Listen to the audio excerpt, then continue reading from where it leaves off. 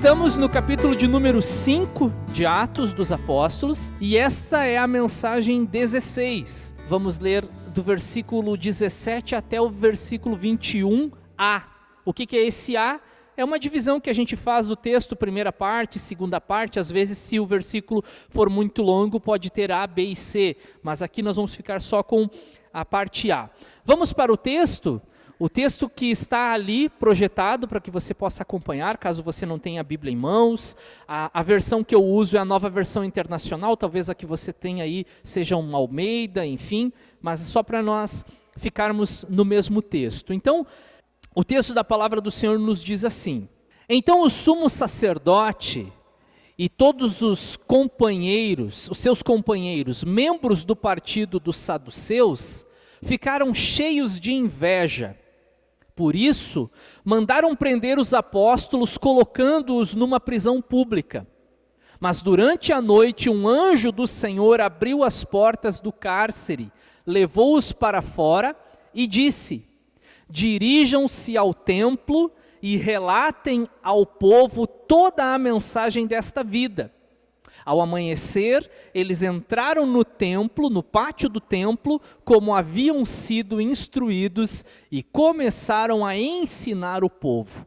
E aí o versículo continua, mas a parte que continua, que nós não lemos aqui, nós vamos ler no domingo que vem, que será o nosso ponto de partida. Hoje nós vamos falar sobre a prisão dos apóstolos, uma mensagem que será então dividida em 2 domingos, para não ficar tão extenso, né? Não quero passar aqui de 40 minutos, pelo menos até um pouco antes, se for possível. Eu tenho me estendido ultimamente, vocês que estavam acostumados a ouvir as mensagens em Lucas, era sempre em torno de 30 minutos, 35. Quando eu entrei em Atos, eu me empolguei tanto com a palavra de Deus, e a palavra de Deus ela é tão rica, ela é tão preciosa, que eu ficava aqui com o celular aqui no púlpito tentando ficar abaixo de 40 minutos, mas normalmente eu chegava até 50, às vezes passei de 50 minutos, né?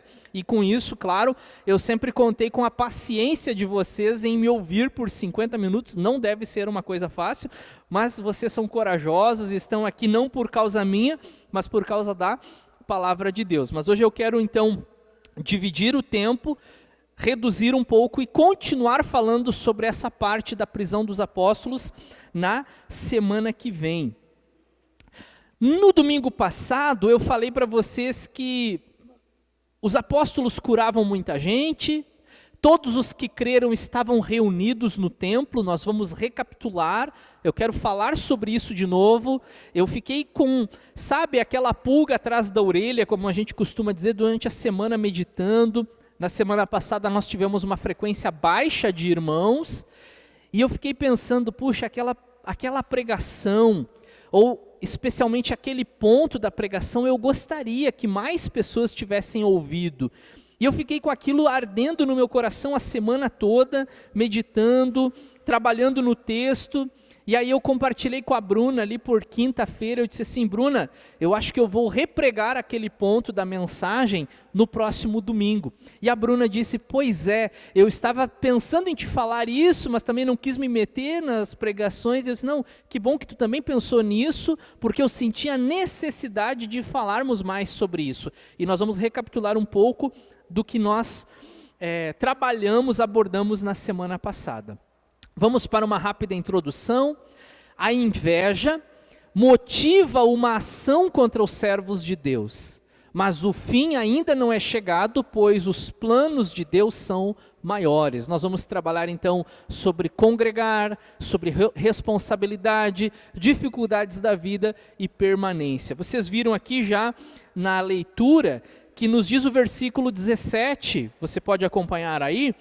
Então o sumo sacerdote e todos os seus companheiros, membros do partido dos saduceus, ficaram cheios de inveja, nos diz o texto. Que coisa, né?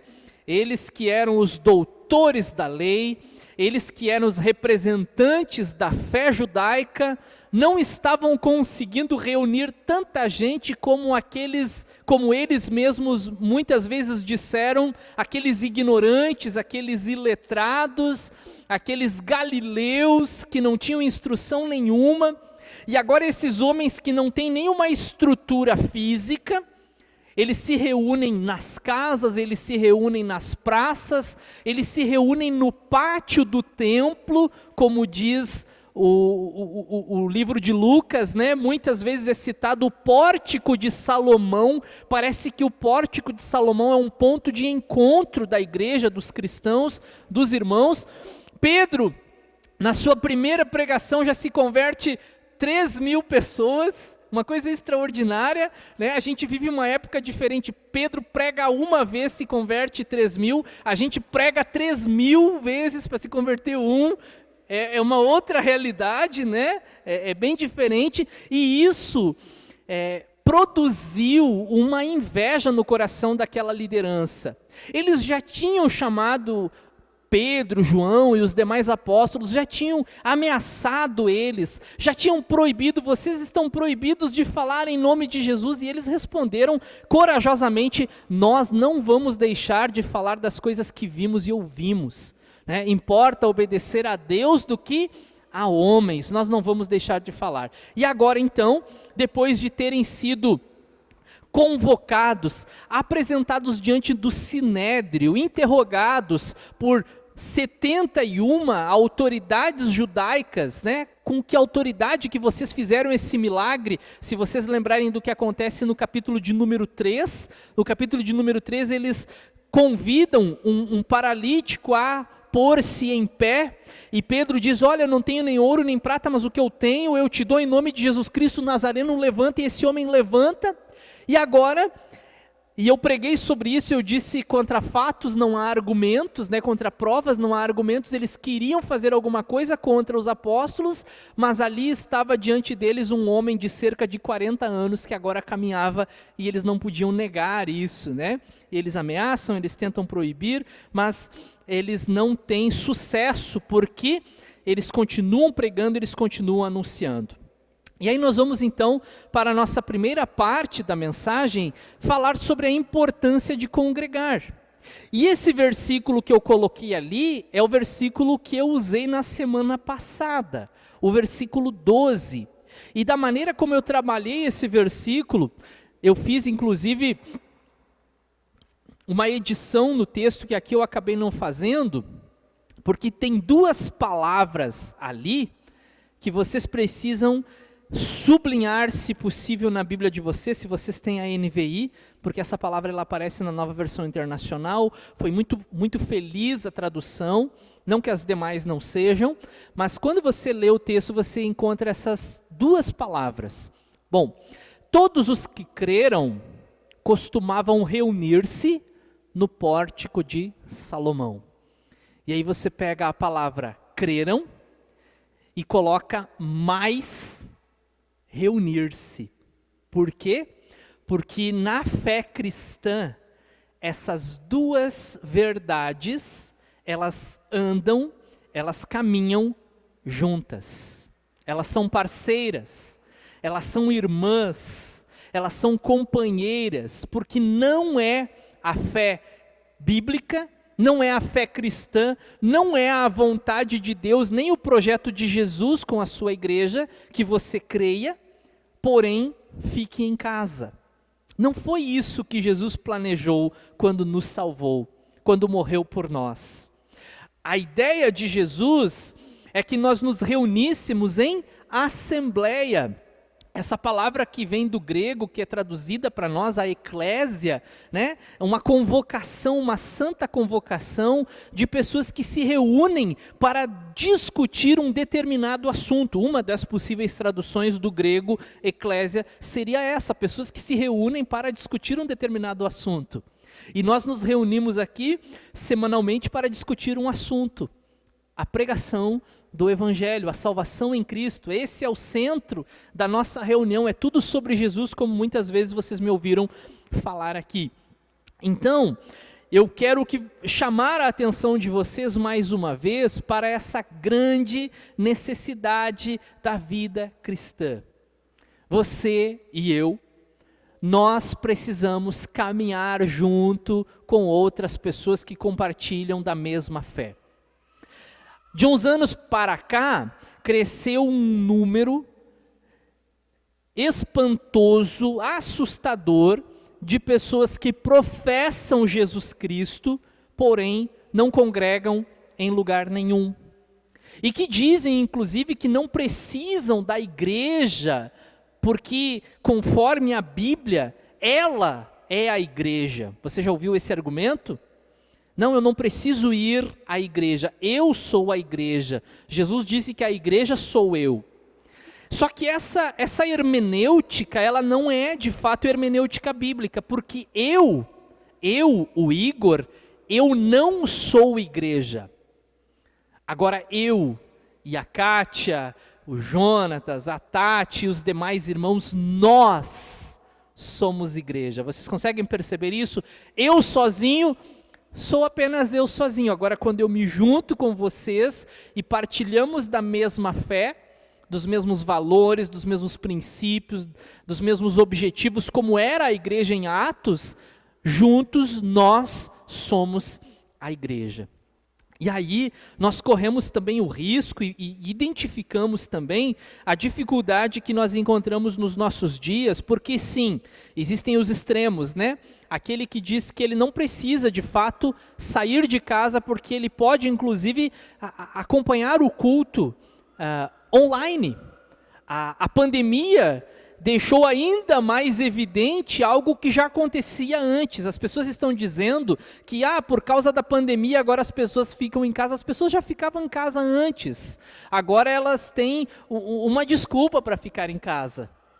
E o problema é que muitas pessoas que estão ficando em casa por conta da pandemia não estão ficando em casa por outras razões, elas frequentam outros ambientes, supermercado, banco, filas aglomeradas de pessoas, ônibus, trem, mas a igreja, gente, aqui é um perigo, se você vier aqui, né, e nós podemos aqui testemunhar, irmãos, não queremos nos orgulhar disso, muitos irmãos aqui nossos foram contaminados, né, contraíram essa doença aí, esse vírus, o coronavírus, mas nenhum caso nós tivemos de contágio em culto. Não tivemos nenhum caso, todas as pessoas que tiveram foi em ambiente de trabalho, em eventos familiares, na rua, no transporte público, nós não tivemos. Vocês lembram de algum caso dos irmãos que teve coronavírus ter sido... Não, foi lá na igreja que eu peguei, porque todos nós tomamos todos os cuidados necessários, né? Tem álcool ali, sempre incentivando os irmãos a higienizar as mãos, o uso da máscara, tudo que é o necessário, o protocolo de quantidade de pessoas, a gente não quebrou nenhuma regra. Mas mesmo assim tem gente que vai em tudo que é lugar, restaurantes lotados, né? Aí as pessoas, elas fazem algumas coisas, elas acham que ela entra no restaurante de máscara, ela põe uma luva de plástico para se servir, mas depois ela senta-se à mesa com várias pessoas à sua volta e está ali fazendo a sua refeição e acha que está imune. Não faz nenhum sentido, né? Isso não é lógico. Mas enfim, não era nem sobre isso que eu queria falar, era só para trazer os irmãos a essa realidade.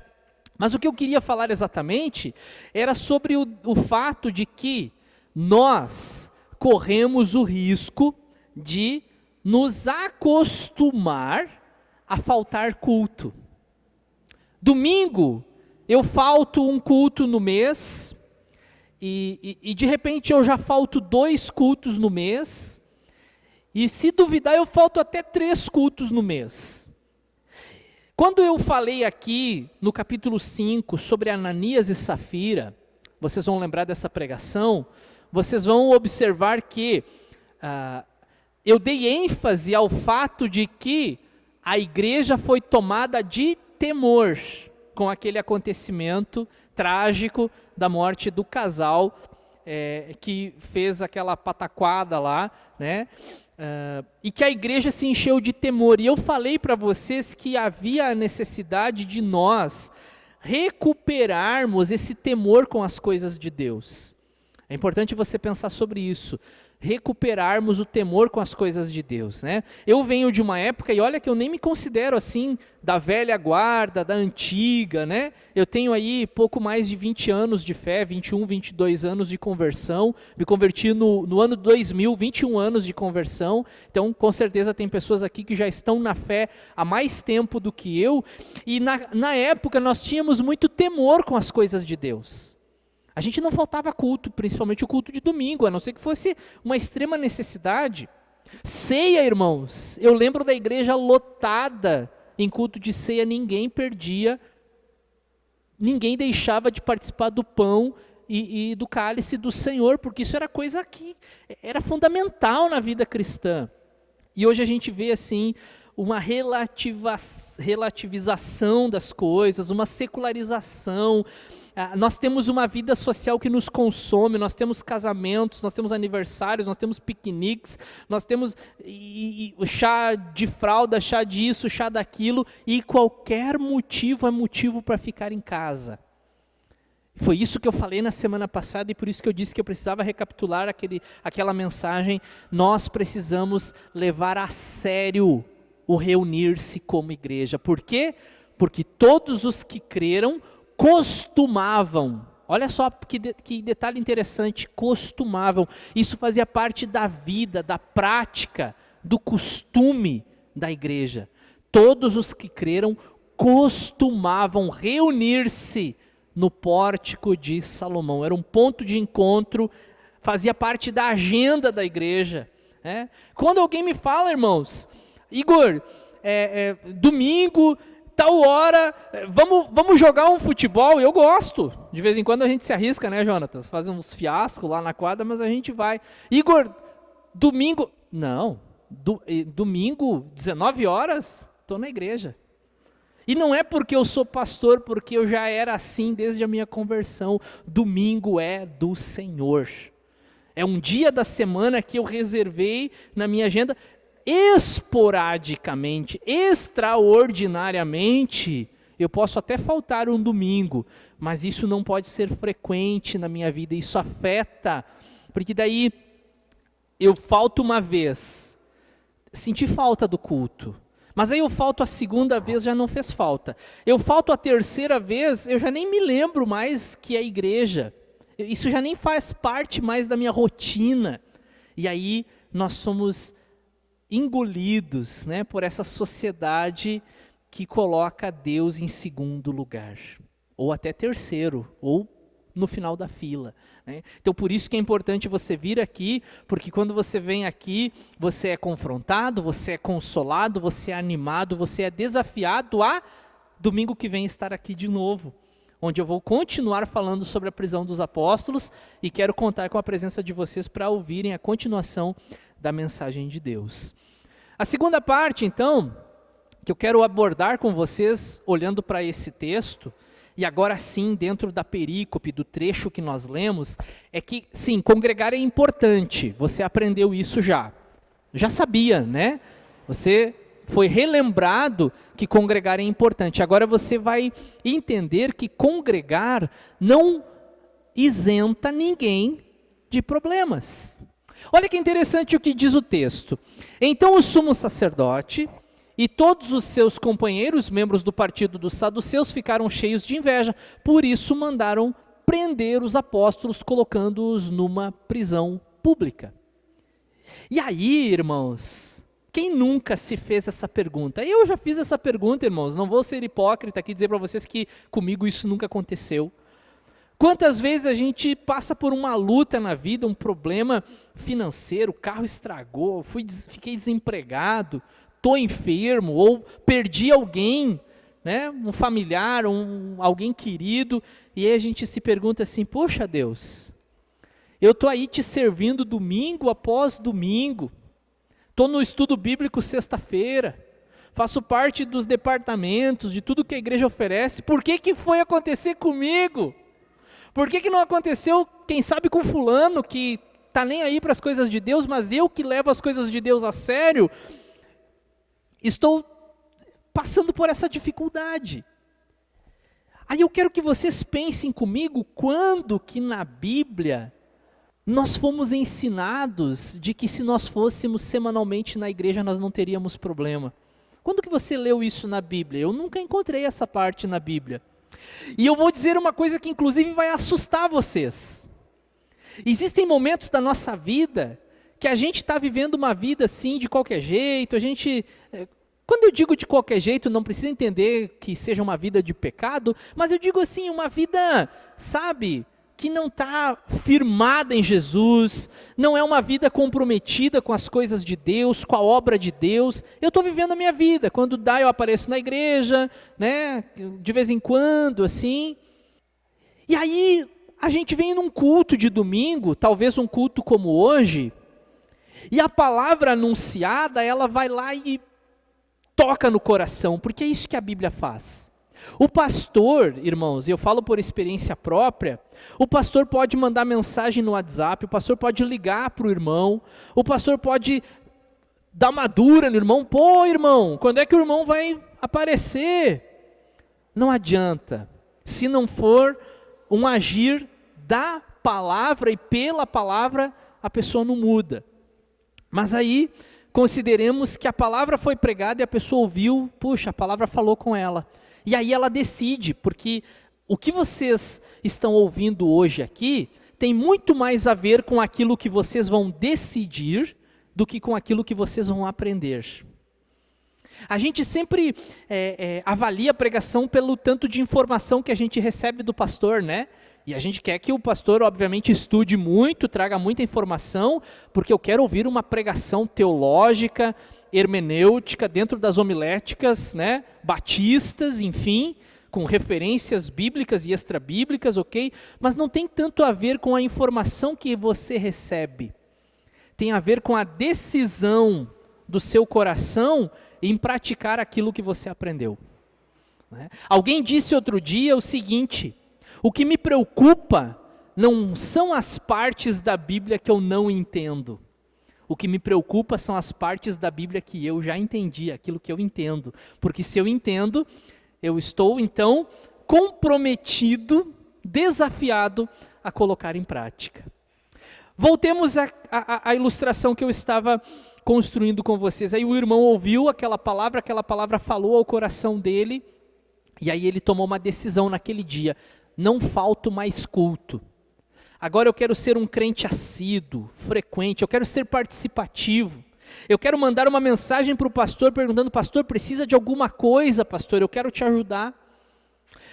Eu estava desde ontem aqui trabalhando para nós termos a salinha das crianças ali.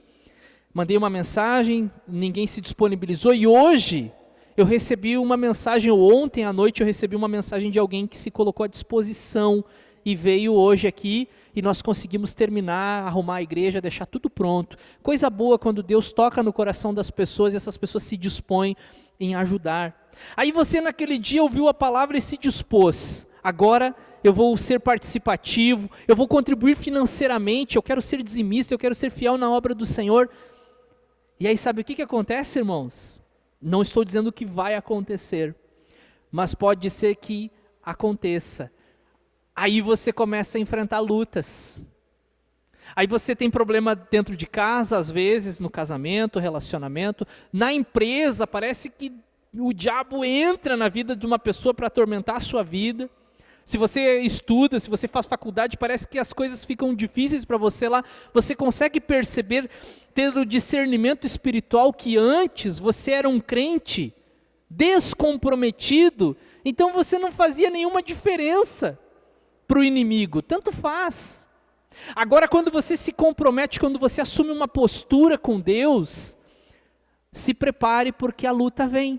É o que normalmente as pessoas que assumem uma posição com Deus testemunham. Olha, foi só eu me posicionar, começou a vir a luta. Mas nós precisamos perseverar, nós precisamos ir adiante. E esses homens aqui estavam ali semanalmente servindo a Deus, orando, jejuando, pregando a palavra, contribuindo. Vocês ouviram aqui eu pregar sobre aquele texto que diz que eles vendiam suas propriedades, traziam o dinheiro, entregavam aos apóstolos para que fosse distribuído de acordo com as necessidades. Essas pessoas aqui estavam fazendo tudo certo, tudo direito. O que acontece com eles?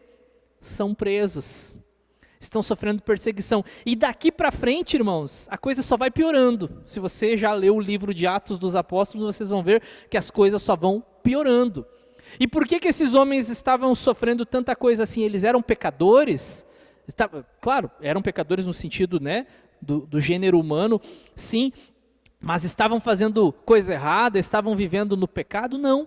Eram consagrados a Deus, oferecendo suas vidas para a obra de Deus e sofrendo tribulação, perseguição, luta, prisão, açoite, martírio. Alguns inclusive morreram. Então não é porque você é crente, fiel a Deus, na sua contribuição, no seu dízimo, que você vem semanalmente na igreja que você não vai passar por problema. Não é uma garantia de isenção, mas com certeza você estará fazendo a vontade de Deus, fazendo aquilo que Deus te chamou para fazer. E aí eu quero que vocês olhem então o próximo ponto, e aí já é o último, que nos fala o seguinte, que devemos congregar independente das circunstâncias. Versículo 21. Ao amanhecer, eles entraram no pátio do templo como haviam sido instruídos e começaram a ensinar o povo. De novo eles voltam para o mesmo lugar. Vocês perceberam que eles foram presos por causa disso e agora eles voltam a fazer isso novamente. Quantas vezes, irmãos, nós mesmos estávamos passando por um aperto na nossa vida, uma luta, uma coisa assim que estava nos desgastando, nos tirando a paz, nos tirando o sono. E é incrível que alguns crentes só se alinham, só se endireitam quando passam por lutas. Aí o irmão vem para a igreja porque ele está quase divorciando, ou porque ele ficou desempregado, ou alguma coisa aconteceu, ele vem para a igreja. Ah, pastor, agora é para valer, pastor. Agora eu vou ficar firme. Aí o pastor, né, outro dia eu disse assim, eu não acredito nas pessoas, eu acredito em Deus, e Deus muda as pessoas. Né? O pastor acredita, porque Deus muda as pessoas. Aí o irmão vem, ele fica ali 1 mês, 2 meses, daí ele conseguiu um emprego. Aí o problema que ele tinha foi resolvido. A esposa perdoou ele, está tudo certo. Você sabe o que começa a acontecer? Adivinhe. Não, adivinhar não, porque não é coisa de crente, né? Um palpite. Ele começa a se afastar da igreja de novo. As coisas melhoraram, por que ele vai precisar de Deus? Por que ele vai precisar da igreja? Por que ele vai precisar ir domingo? Ele começou a ir na igreja porque a coisa apertou para o lado dele. Deu uma afrouxada, deu uma melhorada, ele começa a se afastar de novo. Olha o que acontece com esses homens foram presos. Irmãos, o texto não conta que eles oraram. Tem outras passagens na Bíblia que mostram que eles foram presos, oraram, né? Tem o Paulo e Silas na prisão, ainda vou chegar lá se Deus permitir, que estavam louvando a Deus. Aqui não diz que eles estavam orando, mas conhecendo o perfil de Pedro e de João, não é de se duvidar que esses homens oraram lá na prisão, né? E que a igreja estava orando por eles, como já tinha acontecido outra vez, anteriormente. O anjo aparece lá e liberta eles. O que eles fazem? Eles vão para o mesmo lugar e se reúnem com os irmãos. Eles estão passando por uma luta, Deus tira eles daquela luta, daquela provação, eles continuam congregando. Você consegue perceber isso, captar isso no texto? Eles estavam congregando e eles passam por um problema e eles continuam congregando. Congregar independente das circunstâncias. Nós temos pelo menos 2 tipos de crente. Tem aquele crente que só busca a igreja quando ele está passando por um problema, e aí quando a coisa fica boa ele não precisa mais. E tem aquele que só vai para a igreja quando a coisa está boa. Aí quando a coisa está ruim, aí ele se entristece com Deus, ele bota a culpa em Deus, ele fica de mal com Deus, e como um filho mimado, fazendo birra, ele diz para Deus com um beicinho assim, não vou mais na igreja, vou ficar em casa, já que tu não quer me abençoar, eu vou ficar em casa. Irmãos, O que resolve na nossa vida nós brigarmos contra Deus? E eu vou falar sobre isso daqui a algumas semanas, sobre Gamaliel, né, que dá esse conselho para o Sinédrio. Olha, se nós estivermos lutando contra Deus, é furada, nós vamos nos dar mal, né? Eu vou chegar lá, eu já estou louco para pregar essa mensagem também, né, para já chegar, não, tem que ir com calma, né? Irmãos, nós precisamos estar na presença de Deus, e estar na presença de Deus, consequentemente, é buscando na igreja, na congregação, junto com os irmãos, independente das circunstâncias. Todo mundo, irmãos, vamos ser sinceros, ninguém aqui vai dizer assim, ó, eu sempre fui para a igreja feliz da vida, contente, animado, alegre. Gente, até eu que sou pastor, né? A minha esposa diz assim, não vai se arrumar? Não, amor, hoje eu não vou na igreja. Mas tu é o pastor? Ah, pois é, vou ter que ir. Todos nós tem aquele dia assim que você vem meio de arrasto, né? Sem vontade, desanimado. E eu experimentei, inclusive ontem, isso na minha vida. Aqui em Novo Hamburgo, eu divulguei para os irmãos, estava acontecendo a nossa conferência missionária da Convenção Estadual da CIBERGS. Irmãos, eu não estava com vontade nenhuma de sair de casa, cansado. Passei aqui a sexta-feira, envolvido aqui na igreja, desde o início da tarde de sábado, cansado, fazendo as coisas aqui. Fui em casa correndo, tomei um banho, cheguei assim na igreja lá, me perguntando por que eu vim, por que eu não fiquei em casa. Estou sendo sincero, irmãos, para vocês entenderem que eu sou um ser humano igual a vocês. Irmãos, foi tão bom ter ido. A palavra de Deus falou ao meu coração, os louvores lá, foi um momento de renovação para a minha vida, irmãos. Então talvez você possa dizer assim, eu não fui no culto porque eu estava desanimado. Devia ter vindo. É aqui que a gente renova as nossas forças. É aqui que a gente recarrega as baterias. A gente chega aqui, ouve a palavra. Às vezes só no diálogo com o irmão, só de ver os irmãos, já é algo renovador na nossa vida. Nós precisamos valorizar isso. Amém, irmãos?